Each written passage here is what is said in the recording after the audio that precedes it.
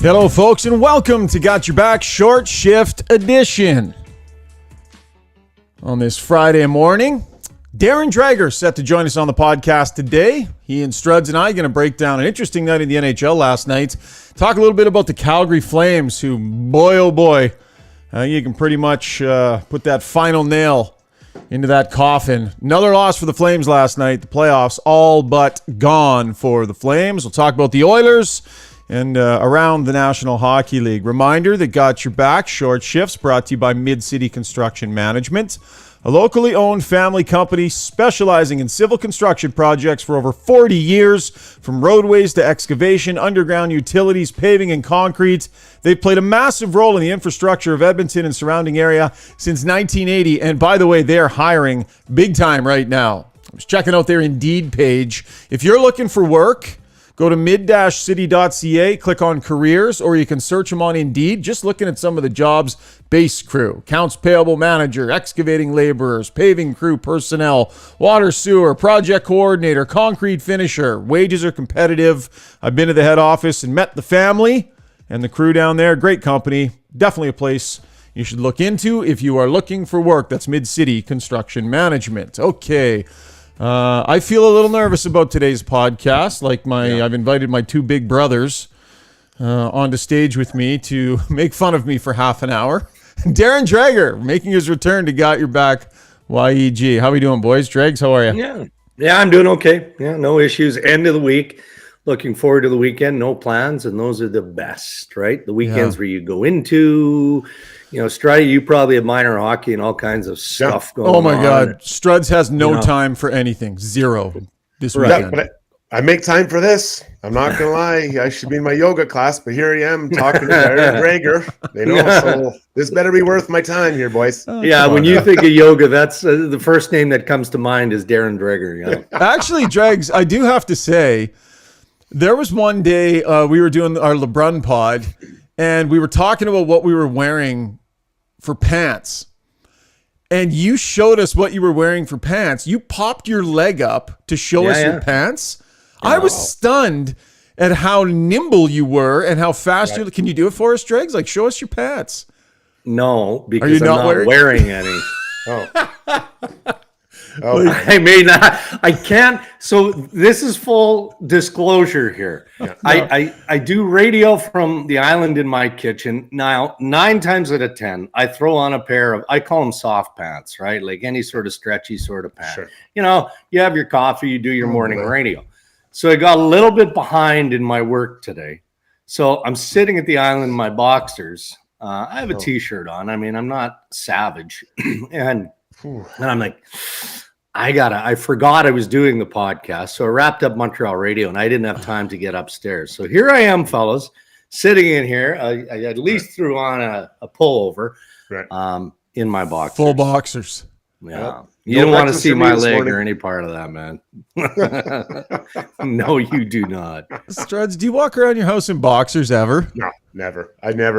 I always worry if there's a fire, I want to run out with shorts on. I don't want to be going out there boxers, everything just flowing in the wind. So I'm always ready. But you're a never nude, aren't you, Struddy? Never. I'm never naked. Never. Just the shower. That's it. This is outrageous. So Dregs is in boxers. I know. By the way, Struds, can we? They're the short ones too. They're not the big long ones. Yeah. No. Yeah.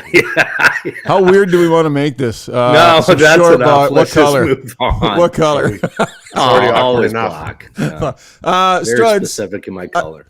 Listen, this is, if you're listening to this on audio, I apologize, but Struds, we gotta adjust a little bit.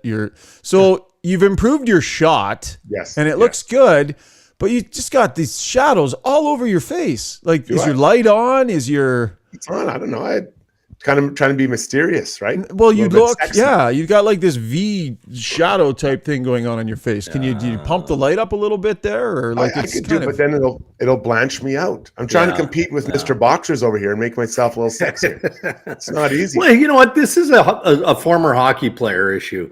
I have this problem with Ferraro twice a week on the podcast. Now, he's traveling, right? He's in hotel rooms, and it's difficult to make that look good. But he thinks if you sit in front of a big light right behind your head, that's going to erase all of the issues. Like, he just doesn't get it. No. Struds, click the lighting up one or two more notches. And well, I mean, we go to all the trouble, Dregs. You probably haven't noticed since the last time you were on our pod with us, but look at our backgrounds, right? Like Struds and I now have matching backgrounds. I like it. We threw a pile of budget into the sets here on Got Your Back. That's a little better, Struds. You know what it is, buddy? It's the overhead light. That's the problem. You've got the overhead light on, don't you?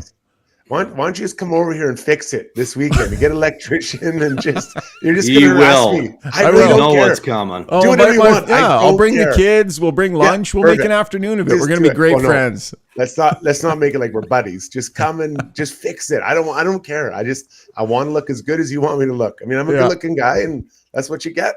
Right. And maybe not do it mid-podcast. Try not to make we have some time off air to do it. Would that be the suggestion? Fair point. We'll get you up and running here soon enough. Okay, let's get to the breakdown, guys, because lots going on around the National Hockey League. It's brought to you by Horse Racing Alberta. The Alberta horse racing and breeding industry contributes over $300 million to the Alberta economy annually, and the industry employs over 5,000 hardworking Albertans, so you can experience some of the finest thoroughbred racing in Western Canada at Century Mile Racetrack and Casino, when live thoroughbred racing returns in May. Looking forward to that. For more info and to stay up to date, go to thehorses.com. I was talking to Jeff from Horse Racing Alberta, Struds, and they want to invite us out to some of the racing this year. Now, this is a sponsor asking. This is not about you and me being social and hanging out together. This is a sponsor asking, so we're going out together as couples on a business date. I love it. Oh, nice. I love betting on the ponies. This is what I have to do. I have to leverage the business to get some social time with my friend. Yeah, busy guy. Where do you guys want to start? Calgary Flames, Dregs. They just such a critical point in the season here, and they have not been able to find any consistency. A game last night, probably a frustrating one for them. Some goals called back. They drop a game to Vegas, 6 points back. I just feel like stick a fork in these guys. Hey, I just don't see how they're even going to take a run at putting this thing back together. Well, it doesn't look like they're going to take a run. I mean, it feels like they've had that opportunity countless times in the second half of the NHL regular season. And, every game we watch, it conjures up more questions rather than supplies answers. And yet again, last night, you had the curious game management of Daryl Sutter, specific to Jonathan Huberdeau, which, and I'm fine with in the moment too, right? That's what the coach is there for. That's what he needs to do. And if Jonathan Huberdeau wasn't playing as well as he needed to play, then so be it. He's not the guy that you go to when you need that goal late in the hockey game. But it's been one thing after another that it's like the ball of yarn, right? You just pull at that string and it starts to unravel. So from a hockey perspective, Struddy can analyze what he's not seeing from that team. But from a reporting or an insider perspective, I'm looking beyond the playoff march of the Calgary Flames, and I'm looking at the offseason, and I'm trying to figure out who's going to be back. Start with the general manager whose contract is expiring. It seems unlikely that Daryl is going anywhere unless Daryl decides that he's had enough, which doesn't strike me as, a walk away type of guy. And then you've got a whole host of unrestricted free agents who I'm told don't want any part of coming back to Calgary. So it's going to be an interesting set of storylines that we're following in the not too distant future here. Yeah, you look at it, it just feels like the pieces haven't fit together, right? Yeah. There's so much excitement about the offseason. Well, first letdown with the changes that happened, then the excitement of bringing these new guys. And I, for one, thought they were a playoff team. I thought they were a playoff team all night long, and it just hasn't fit together. And I think it starts with Huberdeau. I don't know how that's, it just hasn't worked for him. So I don't know where they go from here. You got him signed for another 100 years. Is it really Daryl and he together? Like, is that the relationship you want to have even if there's a new GM, and I'm not kicking Daryl out the door either, but it feels like they have to sort that out because they've committed to him so long. The drop off has been dramatic, and we understand it's hard for guys, especially one organization guys, to all of a sudden make a switch. But let's put this in a perspective. Let's remind people, last season, 80 games played, 115 points from Jonathan Huberdeau. 70 games played this year, he's got 49. It is a staggering drop-off in production. If I'd have told you at the start of the year that the Flames would be in a fist fight for their playoff lives, playing an important game in the division, and Huberdeau would play under 18 minutes, and Kadri would have scored his first goal in 16 games, you would have said, what the hell went wrong in Calgary, Dregs? No question about that.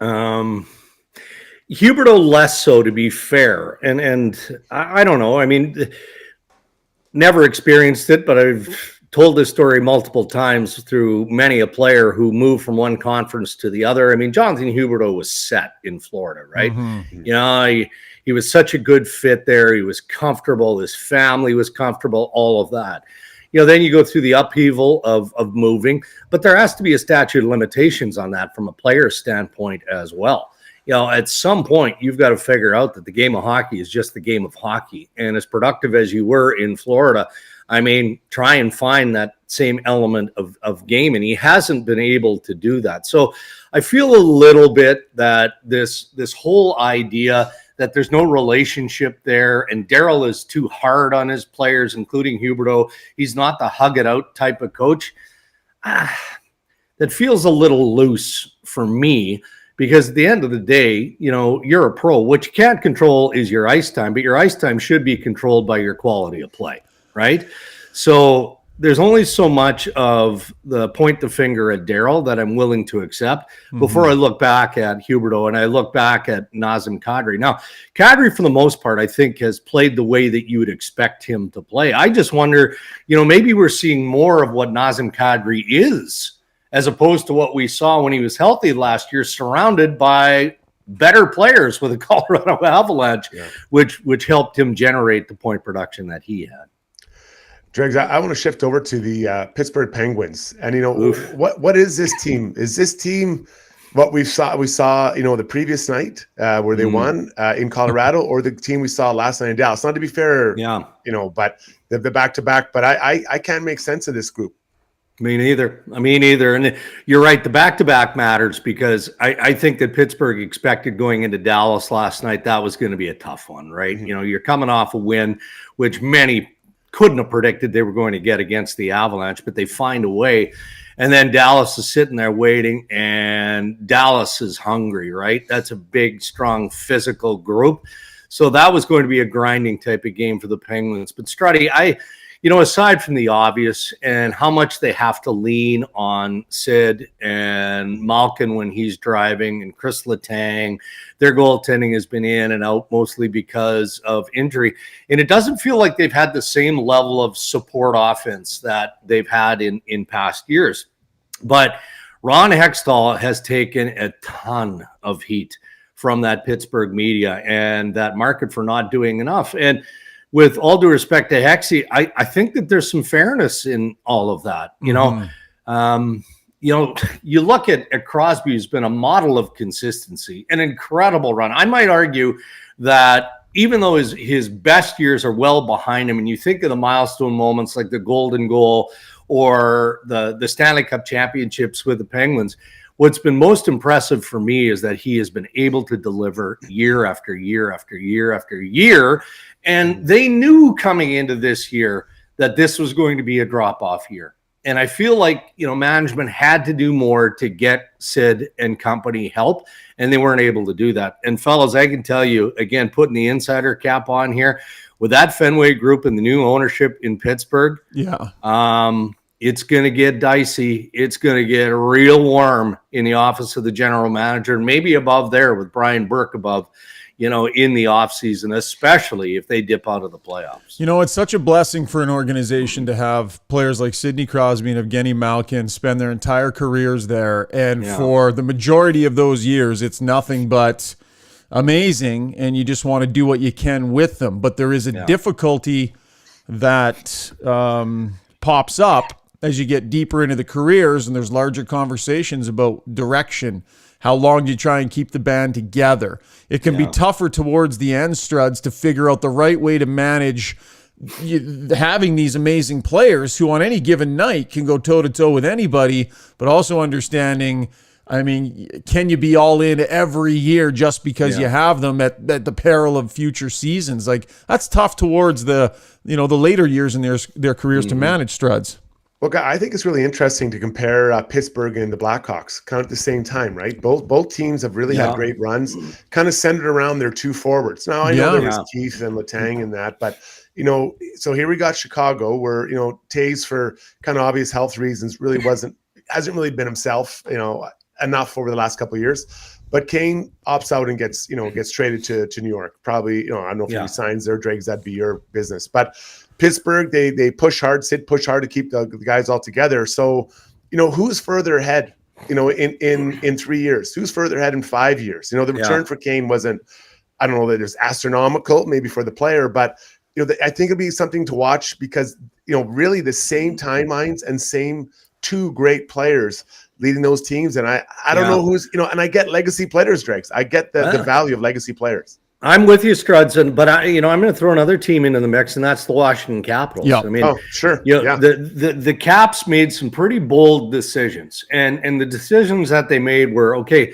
we know this isn't going to be our year, so we're going to move out some of our expiring contracts. We're going to collect some assets, but you watch Brian McClellan, the GM there, and how aggressive he's going to be in this offseason because there is a deep sense of responsibility that comes down from Ted Leonsis and ownership of the Caps to make sure that Alex Ovechkin has the resources around him to continue to chase the great record and to potentially win another Stanley Cup. That's the mindset in Washington. It's not necessarily about this year because, hey, I mean, realistically, are you not watching what Boston has done this year? If you're Pittsburgh or some of these clubs, or Boston, the Bruins have been terrific wire to wire, and then you've got Tampa Bay and you've got Toronto. Why blow your brains out in a battle in a conference that you don't think you can win? So you hit that reset button, you gather resources, and then you get after it in the offseason. And it feels like that's maybe the direction Pittsburgh should have gone. Bit of a sputter happening over in that wild card race in the East. So the New York Islanders have done a good job. They've rattled off 3 straight wins. But the Penguins, we talked about, 4-5-1 in their last 10 with their playoff lives on the line. The Florida Panthers have lost 2 in a row here. 6 wins in their last 10. And then Washington, just 4 wins in their last 10. These are teams that have been able to smell the playoffs for a couple of weeks here and continue to struggle. Quickly back to the West, Dregs. We are going to get to the Edmonton Oilers, by the way. It's an Edmonton podcast. But figured we'd go around the horn a little bit here while we had Dregs. The Winnipeg Jets, couple of wins. Kyle Connor gets off the schneid. You know that organization well, Dregs. Do you get the sense that it's starting to head in the right direction after, I mean, Rick Bowness sort of threw the gauntlet down.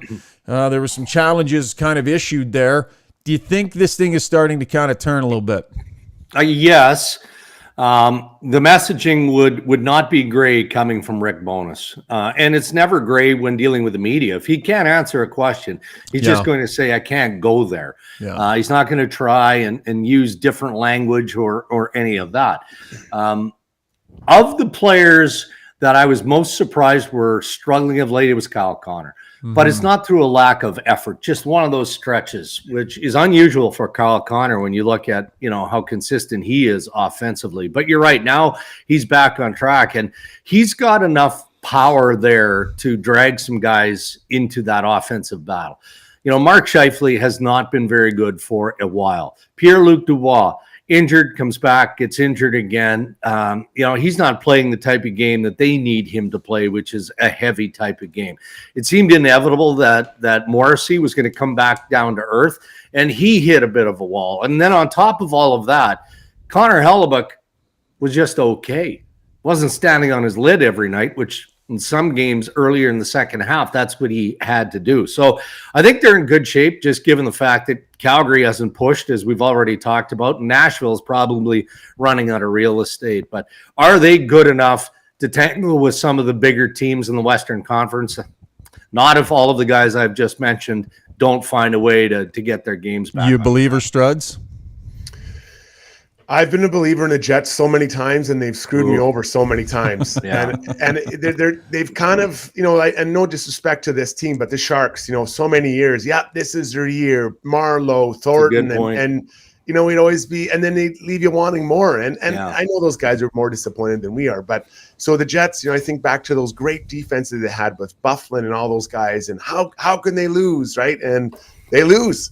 So I don't know. I didn't see this good season coming. Then they kind of hit the skids, and now are they trying to turn it around? I honestly don't know what to think, but I don't think that when push comes to shove, that they can make a name in that Central. Well, and guys, now again, I'm going to repeat myself because I said the same thing about Calgary. I'm looking at the offseason in Winnipeg. Yeah. And it's obvious when you start with Pierre-Luc Dubois and all of the speculation that surrounded him last year. Well, that's coming up, and it's going to be louder than ever, right? And then what do you do with Mark Scheifele? Because the speculation around Scheif has been consistent in the last couple of years. So the potential for change is there. And Hellebuyck, right? Well, yeah. And look, contractually, Winnipeg is still in a good spot with all of those players. Right. But one thing I know is Connor Hellebuyck wants to win. He's not going to be the last guy standing there. So if you're forced to move Dubois and you decide to move Mark Scheifele, you're making a systemic shift organizationally there. And Hellebuyck might put his arm up and go, yeah, you know what? I'm not waiting around for another 3-4 years here, guys. Yeah. But what's crazy about that, just quickly, is that they're a team, Dregs, correct me if I'm wrong, but are reluctant to change, right? Yes. Think how long they were with Maurice. Very and loyal group. And so, if they have to start making change, that could really kind of rattle that not just the team, the players, but also the management group and ownership group. Agreed. All right, we're going to get to the Weiss Johnson Soundbox here. We'll remind you, with 45 years in the business, should you need a new furnace, garage heater, air conditioner, hot water tank, or any of those things serviced, they are the place to go. Edmonton's #1 choice for heating, air conditioning, and plumbing services. Give them a call at 780-463-3096. Dregs, you worked in Edmonton a number of years ago. The Weiss Johnson jingle probably would have been on air as far back. Do you recall the Weiss Johnson jingle on the radio? I'm going to play it, and you'll recognize it. Here it is. Weiss Johnson, whoa. Come on. Not that long ago? No. Shocker. To be fair, though, when he was here, would have been using a telegraph machine. Yeah, that's true. A very, very long time ago. 97, 98. The best 9 months of my life. 18, 97. Was it 9 months that you were in town? 9, 10 months, yeah. That's it, hey? I thought you were here longer. And a real quick story, because we've made peace with this, but Mark Connolly, who you guys know well, right? I remember back Mark Connolly. Yeah, so I came into town with the A channel back in the day, and I remember going to an Oilers practice, standing on the bench, and Connolly was pissed right off just because this upstart television station is in town. We had an abysmal launch. I mean, the power was going out. It was just crazy. I remember Jan Arden's trying to sing in this big launch party, and the lights are going out. And anyway, it was just a debacle. And I go to the practice, and Connolly says, "You guys are bringing the whole market down. You're terrible." And I just went, well, I guess I'm not going to be in Edmonton for much longer. Can't argue with you, Mark. Oh, that's beautiful. Well, Struddy, you put your time in at A Channel too. The morning variety host there for a little while. Hey, you're doing cooking segments and look where you are now. Yeah, 2 years. 2 years. The social issues, women's panels. I learned a lot about life and how to broadcast, actually. But it's good. I was, what, a lot of people gone through there. I enjoyed it. It was buddy. I respected you doing that, man. You went from doing late night radio to completely trying something different, sitting on a set, doing cooking segments and talking politics, and huge respect, because not many guys that grew up in the game and played the game were willing to do something like that. So, and that is why you're as silky smooth as you are now on the podcast. Just my lighting in my set. Other than that, I'm great. Yeah, actually, it's a little more than that. Dregs, when every once in a while I'll be unavailable and Struds will host, and he does a great job hosting the podcast.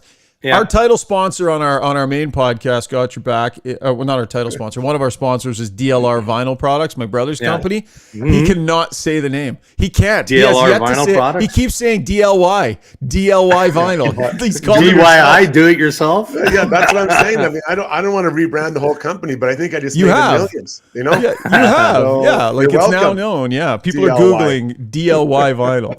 Well, listen, it's good you had that experience talking about social issues, because we are going to dive into what definitely is a social issue here. The Florida Panthers yesterday had their Pride night with the Maple Leafs in town. Eric and Mark Stahl releasing a statement before the game. They did not participate in the warm-up wearing the Pride jersey ahead of their game against the Maple Leafs. Part of their statement, basically, after many thoughts and prayers and discussions, we've chosen not to wear a Pride jersey tonight. We carry no judgment on how people choose to live their lives and believe that all people should be welcome in all aspects of the game of hockey. Having said that, we feel that by us wearing a Pride jersey, it goes against our Christian beliefs. We hope you can respect this statement. Will not be speaking any further on this matter. Would like to focus on the game and helping the Florida Panthers win the Stanley Cup. That was a statement that was issued before. They then did some media after the game, guys. And we've seen this around the league, right? The Chicago Blackhawks recently saying that they weren't going to have their players wear Pride jerseys out of fear for the safety of some of their Russian players. We saw James Reimer's decision, Provorov early this year. This has been happening a lot. Yeah. After the game, though, Stahl did media as we get to the Weiss Johnson soundbox, and bit of a unmatching stories here, as he was asked about the fact that he wore a Pride jersey when he was with the Montreal Canadiens. That had changed from when you wore the Pride jersey with the Canadiens a couple of years back? I haven't before. I never have before. There's photographic evidence of you wearing a Pride jersey in Montreal. I haven't worn a Pride jersey before. Problem is, there was photographic evidence, Dregs. He's standing on the bench in a really fantastic looking, might I say, Montreal Canadiens Pride jersey. So just awkward moments and more tough issues around NHL teams in these Pride nights. Yeah, and what it means is that the National Hockey League and the Players Association are going to have to consider what their alternatives are. I mean, you can't bail on the initiatives, and I don't think that there's any appetite at the NHL head office or the Players Association head office of doing that. But how do you present a different look, and when do you do this? It's unlikely that there'll be any changes or shifts in any of this to next year. Could we see a space next season where, you know, clubs don't have to do, well, they don't have to do the jersey nights now, right? So is there a more impactful way for the league and the Players Association to continue to embrace these initiatives? That's what the conversation is about now between the league and the Players Association. But from a social perspective, I guess what frustrates me, guys, is the confusion here. You know, I come from a religious background. My wife's family is very religious, so I have nothing but respect for those who embrace their faith. I understand that. But this isn't a question of faith. It's about opening the dressing room and creating a welcome environment for all, for anyone who comes in there, and to be a teammate. And that, I think, would be the most frustrating for anyone who deeply supports the Pride nights across the National Hockey League or across the pro sport spectrum. And then on top of that, you're right. It's a challenge for the Stahl family because the evidence is there. We know that Eric especially has worn and supported this initiative in the past. So all of a sudden now, is it because Reimer recently decided he wasn't going to do it anymore? Is it because Provorov, you know, had the intestinal fortitude earlier in the year to do it? I don't know. What I know is it's a bad look for these individuals above all else, and it's a bad look for the National Hockey League. But again, just to make my point, what probably bothers me the most is the fact that we're talking about it. We have to talk about it. Yep. We're focused on a few people negatively instead of focusing on the positive, which is all the good people, all the great players in the game who have no... You think Matthew Tkachuk had any issues skating around last night and proudly wearing that Pride jersey as a representative of the Florida Panthers? Of course he didn't. Why aren't we talking about those players and how they continue to show great support? Struds? Yeah, I think the players have to kind of get together and have a chat about this, and how they want to handle it before they, and then go visit the NHL. Do they all want to be supportive? Do they not want to be supportive? So how are they going to handle it? Because I think that inclusion is really important for just to build up, fans of the game and people that want to play the game. And I'm not saying anything that hasn't been said already, but I really do think that the players, they have to sit down and kind of, so maybe a rep from every team and talk about it. What do you want to all be involved? Do we not all involved? Do you want to pick and choose and then go to the NHL and see what they want to do? Because it isn't a good look when some people step aside from these options. A lot of people say, why are you focusing on the one or the two that don't? I get this a lot when we have this discussion. Why not focus on the 19 that did and all the great things that happened? There were a lot of awesome things that happened last night. They made a night of it. They had different foundations that were supported. This was a fantastic event. And I do think it's really important to shine a light on that. We're going to hear from Matthew Tkachuk in just a minute here. But I do want to address why as media we talk about the one or two that don't. And here's my perception of it.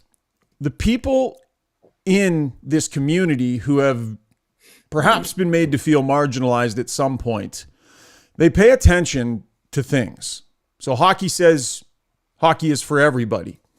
But when people do what the Stalls have done here and what Provorov, people who have felt marginalized by this game pay close attention to the reaction to those who don't get on board and show the same support. They're watching to see how the game reacts to those who don't participate, and they're paying attention.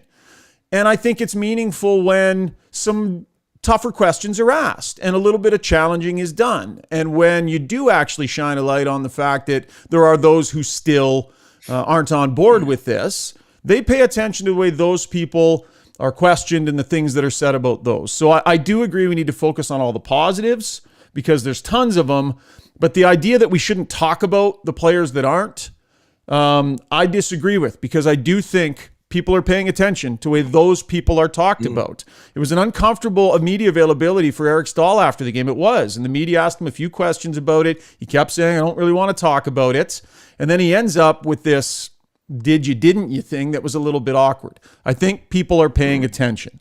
But it was a fantastic night. And Matthew Tkachuk is going to get the last word here because I think he stepped to the microphone and regardless of the decision his teammates made, he said, hey, they made their decision. But then he had a lot more to say. Here's Matthew Tkachuk postgame. In my opinion, it's by far the greatest game in the world, and everybody's welcome in my locker room. And in our locker room as an organization, I think our organization's done an unbelievable job of showing that and embracing that, and starting from Vinny all the way down to the players. So, I really think that this locker room in particular, I was talking to Addie a little bit this morning. It started here a bunch of years ago with the tape. I think we were one of the first teams to start it and continuing the tradition every year and showing each and every day that hockey is for every single person. We welcome everybody. Good for him, Dregs. Well said. Agreed. 100% agree. I 100% agree with that. Again, now it's back on the plate of the NHL and the Players Association. I like what Struddy said too, because look, you don't need the Players Association or the National Hockey League to tell you what's right or to tell you what's wrong. The players can congregate. They can come together and decide what their approach, what they want to do moving forward. And this is an opportunity for newly minted executive director Marty Walsh to step in as well and find out behind the scenes what really matters in the direction these guys want to go in. Definitely. A few more Pride nights to come. I believe the Leafs still have theirs. Oilers are going to do theirs on Saturday night against Vegas. I believe the players are going to do some Pride tape on their sticks. But definitely a bigger conversation to be had when all is said and done heading into next season. Okay, we do have to talk about the Edmonton Oilers here before we let you guys go. Dregs, from a distance, what do you think the narrative is on the Edmonton Oilers outside of Edmonton, looking at, obviously McDavid's making headlines all over the place, but bigger picture, this team that Stanley Cup contender, when you have those players, how do you think they're viewed? I think they're viewed, look out. The Oilers are ready. Look out. Every team in the league, including the Boston Bruins, has question marks in certain areas, right? That's just the reality of how the business is operated now under a real stingy salary cap, and Edmonton is no different. We all want to look at goaltending and wonder if it's going to be good enough to take them deeper, and that's saying a lot when you look at the success that they had last year. I don't know that we could have expected Matthias Ekholm to be as perfect a compliment as he's been, because it's not just what he brings. Obviously, you guys analyze these games shift by shift. It's how much better he's made that defensive core in general, and the other pieces that have found a way to shine and step up in the fashion that they have. I don't feel for Leon Draisaitl because he's a highly paid pro athlete. I don't think he gives a rat's that he plays in the shadow of Connor McDavid, but he is playing some of maybe the best hockey that I've seen him play. Yeah. And it's not just because of the effort that we saw in overtime the other night with the long pass and then the work along the wall that leads to the goal. That's part of what Draisaitl is capable of. It's the details now that you see consistently in his game defensively that make him an absolute horse. Yeah. So then you add the other elements. Nick Bjugstad has been a tremendous compliment to the group, and on it goes. So they're real. They're a real Stanley Cup contender, and I think that's what the rest of the hockey world now sees.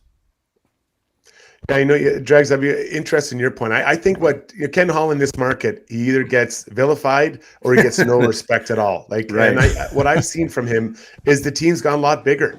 You mentioned Bjugstad, you mentioned Ekholm, and I want to bring in Darren A. I want to bring in Clean Costin. Just for those four guys, we're not here to start the season. Well, I guess Clean was technically, but you get what I'm saying. Yeah. And so they're a lot bigger team. And then, he stuck with, Bouchard, and I don't know if ever it was Barry going out, but Bouchard is a young D. He didn't give up to, him to get Ekholm. So I think Ken's done a really good job, and he does it his way. He talks in those media things, and sometimes it's it's a little jumbled, but he just does it his way. And I think that he doesn't get enough credit here in this market for what he's done. Stay off Twitter, though. That's like, if you're going by Twitter, the naysayers are always the most negative. I think the intelligent hockey fan here in Edmonton can look at Ken Holland's body of work, look at the team that's on the ice right now with Hyman on the deal that he's on, and Nugent Hopkins on the deal that he's on, and the D core here, the trade for Ekholm, bringing in Evander Kane, taking a risk, and that actually having worked out pretty darn well with very little having gone wrong. I think the intelligent hockey fan looks at Ken Holland and goes, okay, he definitely got enough right that the team is further ahead than they were when he got here, ready to contend. Has it been perfect? No. There's been some tough stuff, but every general manager has those. To Struds, to Drake's point about Ekholm making people better, did you ever experience a defenseman come in and make you better? Like someone who you suddenly had the chance to play with that just stabilized you? Have you experienced that yourself? Yeah, I know I gave that feeling to a lot of players I played with. But, the guy I got to play with, there's two in Vancouver, Ed Jovanovski and Matthias Oland. Yeah, those two guys. Now, Jovanovski was traded to our team, and, we called him Crazy Legs. He was all over the ice, and he was my partner for a while. And it was amazing. He was all over the ice, but I knew it. And I was like, hey, this is great. I know my job now is just to, back him up when he gets in trouble, both physically and like a 2-on-1 or whatever. And I was very comfortable with that. But sometimes you just gel with guys, but your skill sets mesh. I think with Bouchard and Ekholm, the beauty of Ekholm isn't that you're going to put on Instagram all his moves, but the beauty is in the simplicity with which he carries everything out. And I think there's value in that. Real value in what he does. And that's a compliment, right? He's not super fancy, but man, it's so simplistic, but it's beautiful in this simplicity. Dregs, I think Oiler fans still fear the LA Kings, though. I'm talking to people around town. We were at a charity dinner last night, chatting with people. The idea of the LA Kings has Oiler fans a little nervous here in round number one. And honestly, probably rightfully so. This is a legit team that's gotten better and is healthier this year than they were last year when they played the Oil.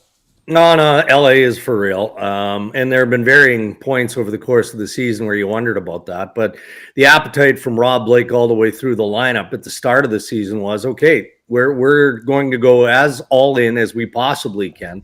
And for similar reasons to the conversation we had about some of the older teams in the East, right? I mean, you're looking at Anze Kopitar do what he does at his age, which is remarkable. Yeah. You look at the moves that Blake made, and they would argue that they're better and tough decisions. I mean, you move an iconic piece like Jonathan Quick, I mean, you're in it for real because you know that you believe anyway that you're getting better, and you're getting better at the trade deadline just so that you can be as good as you can be at playoff time. So LA is going to be a force. I don't think that there's any doubt about that. And I still have time for the Colorado Avalanche guys. I really do, as defending champs. 100%. Let's find out what happens with Landeskog with the remaining games here. They've kind of kept him under the cloak and dagger watch. But if he steps in ready for the first round of the playoffs, I mean, that's like a significant add for the defending champ. So I like LA a lot. They're going to be a challenge, but I think the Oilers are as good as any team and you could make a case they're the best team in the West, regardless of points. You could make that case. Yeah. Dregs, just quickly, going back to the Leafs. I had the music going, Struds. I know, but just playing us off. For next all right, time. I'll back off. He's almost fallen out of the top 30 scoring. Will the Leafs be able to move Matthews' contract to create some cap space to, to try to help bolster that lineup? Like, is that kid you? Is that in the conversation? Well, he's outside. He's one of the highest paid players. They got to make cap space here. No, he's going to get 14 plus. And you're trying to, we call it radio. You're trying to radio me, and I'm going to end this segment by standing up in my boxers just to end this conversation. Go put some freaking pants on, Dregs. Put some pants on. Struds, you're trying to stir up shit, so I've got the time code marked down for that, 40:30 of the podcast. I'm going to tweet. Third and the fifth. I'm tweeting what you just said so you can deal with the ramifications. A third and the fifth Arizona with Matthews. Would that maybe clear that space out? You're a donkey. All right, Struds, I'm cutting you off. Dregs, thanks, my man. Appreciate it. We'll talk again soon. All right, folks, that's going to wrap up the podcast. Big thanks to our sponsors, Mid-City Construction Management, Weiss Johnson, and, of course, our good friends at Horse Racing Alberta. Huge matchup Saturday night, Oilers in Vegas. Struds and I will drop a podcast probably Sunday morning. So keep her locked on to our Got Your Back feeds. Drop us a review on iTunes if you get a chance. Appreciate you playing along with us, folks. We'll talk to you on Sunday. Cheers.